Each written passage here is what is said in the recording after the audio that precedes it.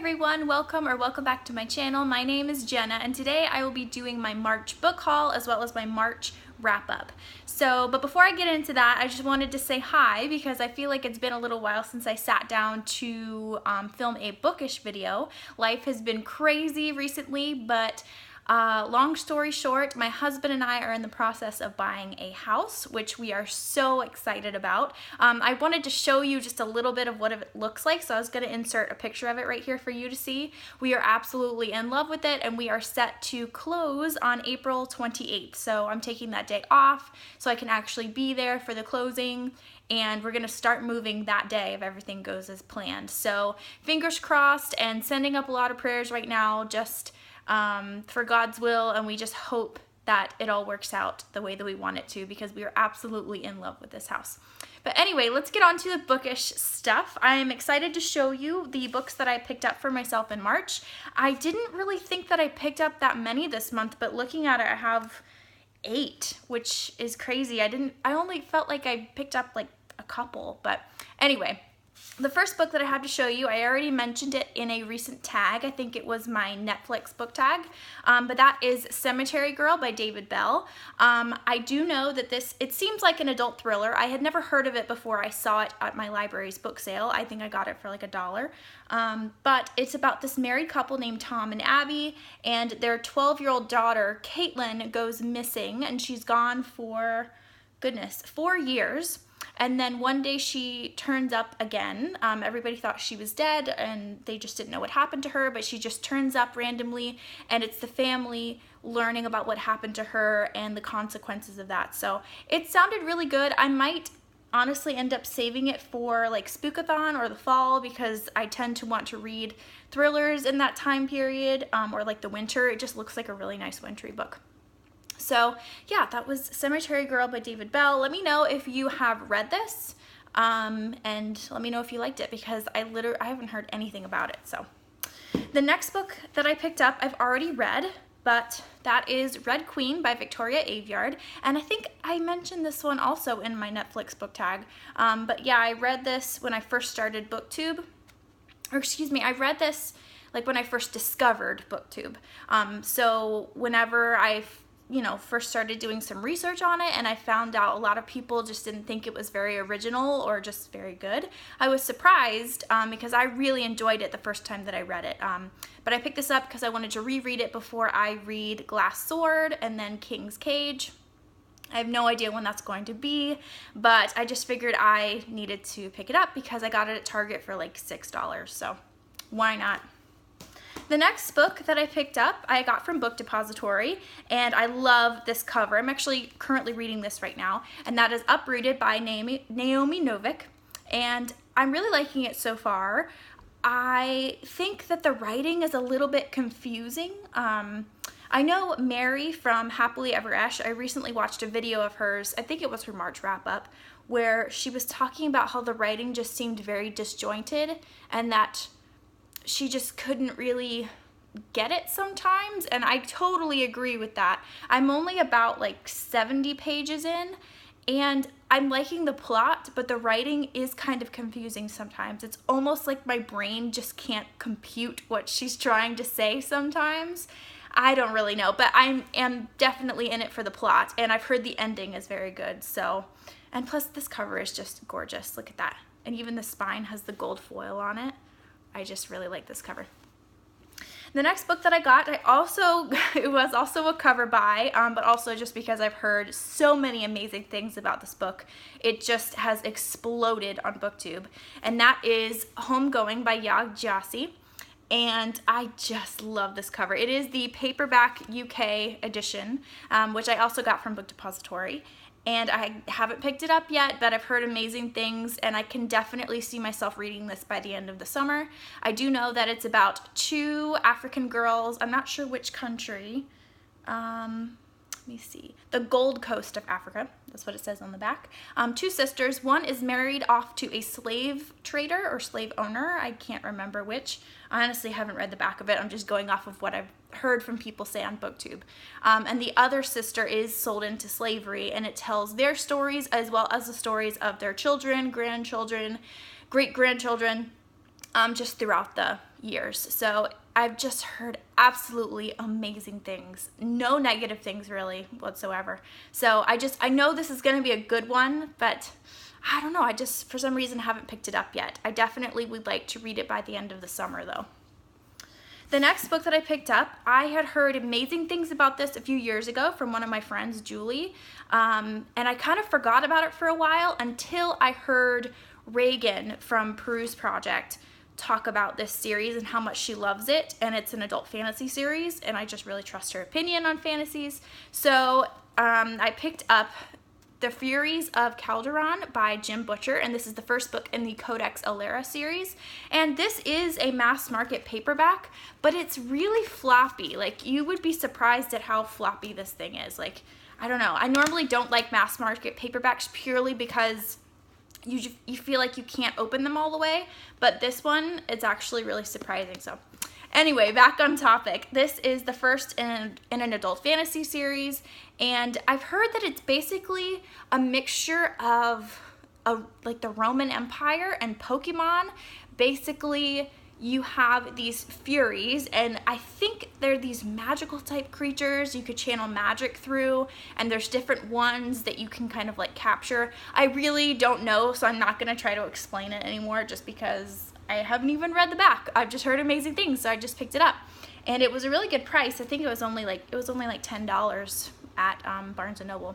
So I'm really excited to get into this. However, I have been putting off starting any new fantasy series just because I've really been in the mood for contemporary contemporary standalones or adult lit fiction standalones. So we'll see when I pick this up. I don't know. I really want to start Mistborn, and yeah, we'll see when this happens. The next book that I picked up is And Then There Were None by Agatha Christie. I recently picked up Murder on the Orient Express as well. I have yet to read any Agatha Christie, but I do want to read this one before the movie comes out this year. I'm just really excited for that because of the cast. It's got Daisy Ridley and Johnny Depp, Josh Gad, Judi Dench, and a bunch of different other actors. So I would really like to read this before the movie comes out.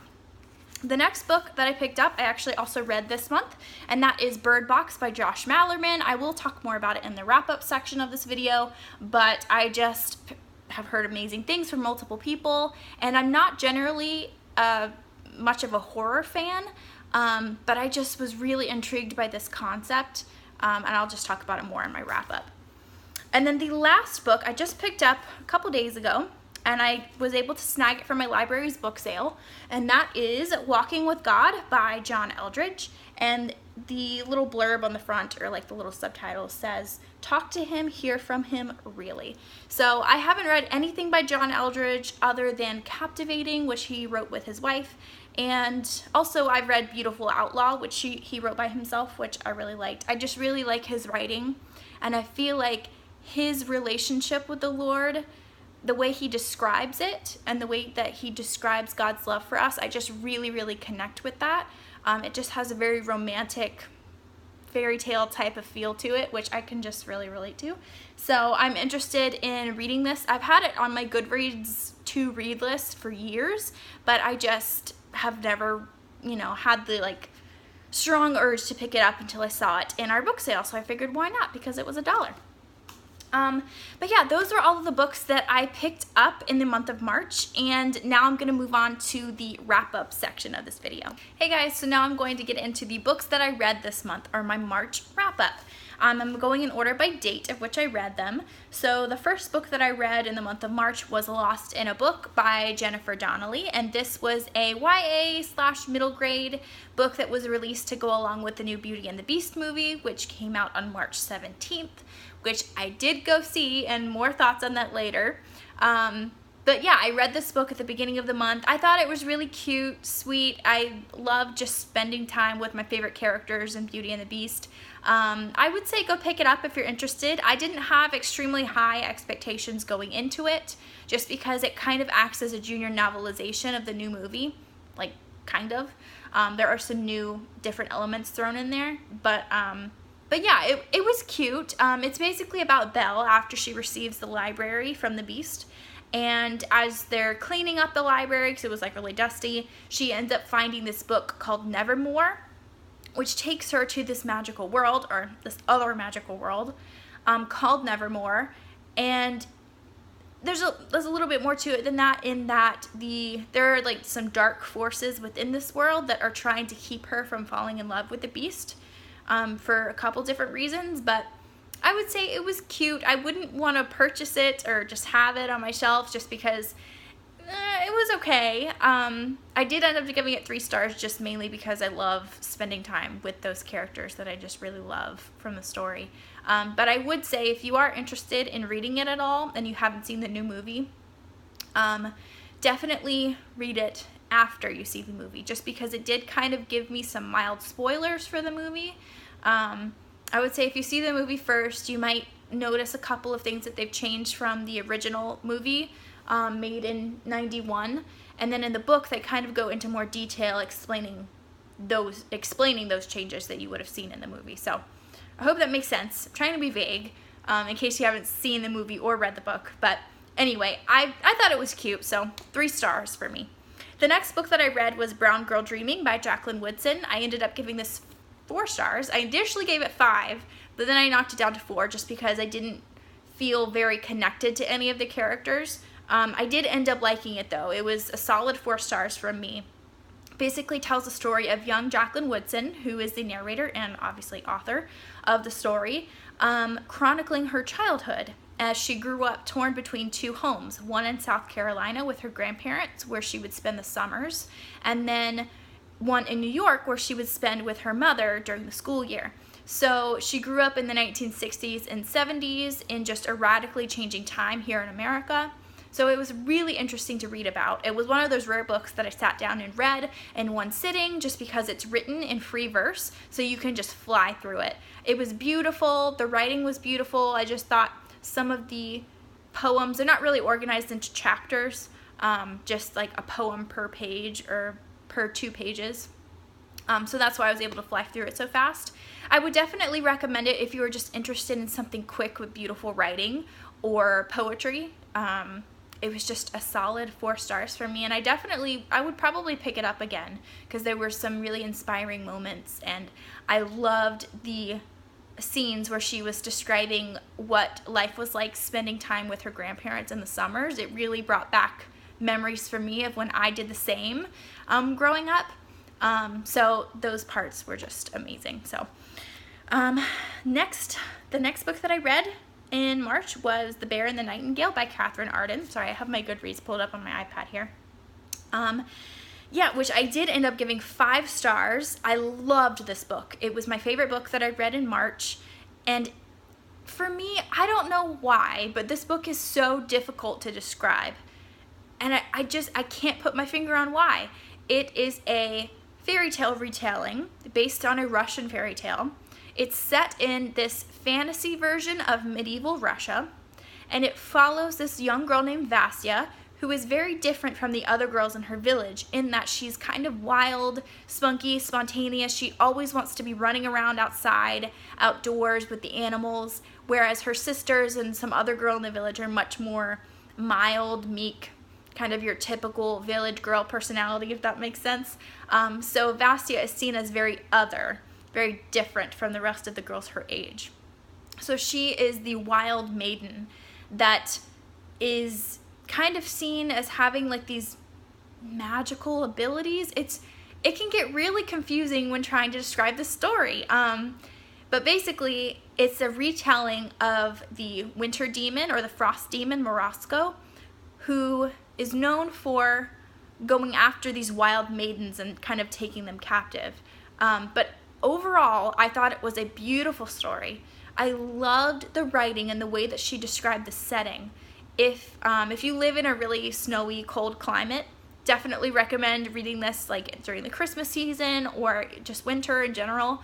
I read it when it was pretty cold outside. I live in Florida, so it's really not ever that cold. But I read it over a couple of days that were really cold for us down here. We were in like the 40s and 50s, which is really not that cold, I know. But for us, it's pretty cold. So it was just really cool to read in that kind of cold setting. But yeah, I just feel like I'm not able to do it justice when it comes to describing this book. I originally wanted to do a full video review, but I feel like now it's a little bit too late just because it's been a few weeks and I'm kind of unable to articulate the thoughts that I first had whenever I first finished this book. But if you are at all intrigued by it, I would highly, highly recommend it. If you are interested in something that's a little bit dark, a little bit magical, actually very much magical, especially towards the end. Yeah, it's amazing. I love the way that her family was described. There were some strong family relationships in there, and the setting, the writing in general. I loved Vasya as a character. She was just so strong, such a strong female character. But yeah, I feel like I'm unable to really describe it fully. So just definitely check it out. And it is the first in a series. The next book I want to say is coming out next year, and it still follows Vasya's adventures, but I think it's based on a different fairy tale or in a different setting. So I don't know if I'm going to read it just because I really liked this fairy tale. But yeah, definitely check it out if you're interested. The next book that I read was, let me see, Bird Box by Josh Malerman, and I actually do have this one here to show you because I purchased it this month as well. This book was a wild ride. It was so unique and so thrilling. I wouldn't say that it was horror, really. I mean, it might be marketed that way, but to me it wasn't extremely scary. It was more of a thriller. But basically, Bird Box is set in our world, where there's a problem. They call it the problem. Something or someone, some creature is out there, and if you see it, you want to hurt other people or kill the people around you and then kill yourself. But we don't know what it is. It's something that you see. So around the world, these people are seeing this thing and killing other people and killing themselves. So everybody's starting to freak out and just really shut themselves in their house and just not look outside. And eventually the population is just reduced to like these several different groups of people living in their houses and just walking around outside with blindfolds on if they really have to go outside. So it was just a crazy concept. But we do follow, our main character's name is Mallory, and she is trying to raise these two kids, or her two kids, in this house that she's ended up hiding out in. And we get flashbacks of the story of how she got there, and also we get scenes in the present where she and these kids are trying to get to this safe haven that she's heard about. But when they step outside, they can't look. They have blindfolds on, and it's just crazy. Just the writing and how Malerman was able to describe the setting through the eyes of a narrator who was blindfolded. I thought that was just genius, and I thought the writing was incredible in terms of building the suspense. I did end up giving this 4 stars because I still have questions and I still want some answers after finishing this book. So I really don't want to give away the ending, but there was, I don't know, I really wanted more from the story at the end of this. And I know sometimes that could be a good thing, and I think I know why he structured it that way, but I really want to know, like, I don't know. I don't want to say any more because I don't want to give it away, but if you've read this, I think you know what I'm talking about. I just have questions still that need to be answered, but I don't think they ever will. So that was interesting. The next and final book that I read this month was The Mothers by Britt Bennett. I actually just finished this yesterday, and I did end up giving this book a 3.5 stars. When I first started it, I fell in love with the writing. I was really loving the characters, and I was just very engaged in the story. The writing is so simple, but is so engaging. I don't know what it was about it. She was just able to so accurately describe these emotions that these girls and these people were feeling, that you can she was able to just she got it on the nose, able to describe some of these emotions and these situations. Even if you were if you hadn't experienced that before, you're able to be like, yes, I know exactly what she means. And I love it when authors can do that. And this was a debut novel, and it didn't feel like a debut novel at all. I just thought it was very well done. However, towards like the first 2/3 of the book I absolutely loved, but towards the end, these characters were making some decisions that I just found so frustrating, and I just didn't want to read about it. I did end up finishing the whole book. I didn't DNF it or anything, because I was hanging on because of the writing and the storytelling, but the characters just infuriated me towards the end. I didn't want to read about what these people were doing that was just so stupid, and a lot of it just felt like it was just explained away, like, oh, it's okay. I'm like, no, it's really not. Like, you could still choose what you do. It's not like you don't have control over your actions.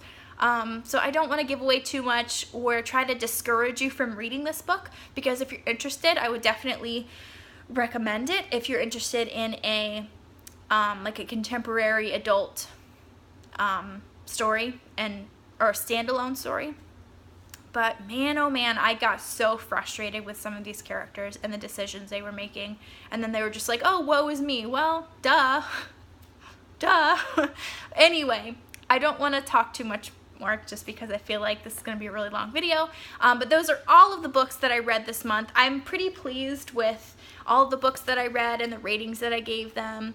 I'm happy that I was able to read 5 books this month, just with everything that we've got going on. I am planning on doing just a vlog of this whole moving process. So I've got a few clips already filmed, and I'm just going to film along the way. Mainly for me, I would love to be able to watch a video of my husband and I moving from our condo rental into our first home. I just think that would be so cool to have just for us. So if you guys are interested, I'll post it. Yeah, so you guys can see this whole process. I just think it's cool. So let me know if you're interested in actually seeing like a moving vlog or a house tour of our new house. I would love to show you. So if you're interested, let me know. Yeah, and there was one more thing. Oh, I am definitely not going to be doing formal TBRs for myself each month anymore. I have decided that I'm going to start doing seasonal TBRs, although I'm not going to start until summertime, just because, I mean, down here we don't really have spring. We just kind of go from winter to summer in Florida. But I'm thinking maybe like mid-June, July, I'm just gonna start doing seasonal TBRs, and I'll have like a top 5 books I want to read this summer type of video.